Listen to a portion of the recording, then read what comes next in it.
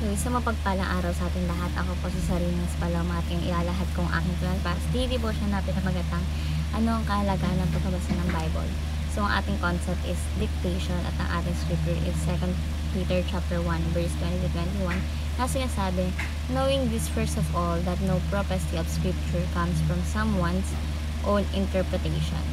For no prophecy was ever produced by the will of man, but men spoke from God as they were carried along by the Holy Spirit.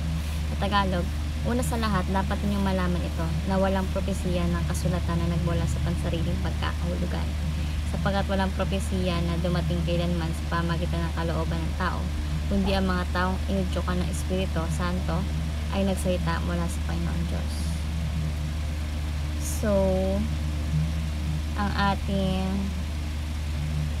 katuruan ngayon is number one, the Bible is influenced by human personalities.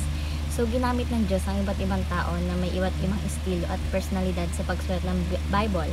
Ngunit ang mensahe nito ay mula sa Kanya. So, the Bible is influenced by human personalities. Number 2, the Bible is God's very word, not merely human ideas. So, bagaman isinulat ng tao ang Biblia mismo, ay salita ng Diyos at hindi simpleng opinion o kuro-kuro ng tao. So, the Bible is God's very word, not merely human ideas. Number 3, the Bible is fully inspired, reliable and authoritative. So, dahil ito ay kinasihan ng Diyos, magkakatiwalaan natin ito at bilang gabay sa ating buhay at pananampalataya. So, the Bible is fully inspired, reliable, and authoritative. So, bilang application po is number 1, read the Bible as often as possible. So, gawin natin regular na bahagi ng buhay natin ang pagbabasa ng Bible, no, upang lumago tayo sa ating pananampalataya. So, halimbawa, tulad ng pagkain na nagbibigay sa atin ng lakas sa pangatawan, ang salita ng Panginoon Diyos, ang ating spiritual na pagkain, nagpapalakas sa ating pananampalataya. So, read the Bible as often as possible. Number 2, dive into the heart and mind of God. So, pag-aralan natin ng Bible ng malalim upang mas maunawaan ng puso at isipan ng Diyos sa ating buhay. No, tulad lang ako, isang mag-aaral na mas kasi mag-aral. Upang maunawaan ko ang aking guro, dapat natin hanapin ang kalooban ng Panginoon Diyos sa pamamagitan ng Kanyang salita. And lastly, number 3 is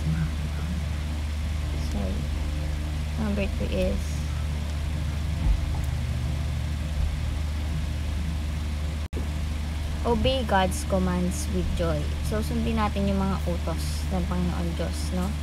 Nang may kagalakan, hindi bilang pabigat, kundi bilang pagpapahayag ng pagmamahal natin sa Kanya. So, obey God's commands with joy. Tulad lang ako, or anak, na sumusunod sa kanyang magulang, masayang sumusunod, dapat natin sundin ng Panginoon Diyos na may pusong puno ng pagmamahal. So, ang concept is, ang Bible ay hindi lamang aklat ng kaalaman, kundi mismo salita ng Panginoon Diyos na dapat natin pag-aralan, pagnilayan at isabuhay. So, kapag binasa natin ito ng may bukas sa puso, makikilala natin ng Panginoon Diyos ng mas malalim pa, no? At masusunod natin ang kanyang kalooban ng may kagalakan. So, ayun lamang yung aking daily devotion. Naway may mga kayo. May sure sa iba at sure mapay sa ating buhay. Thank you sa pakikinig at God bless po sa ating lahat.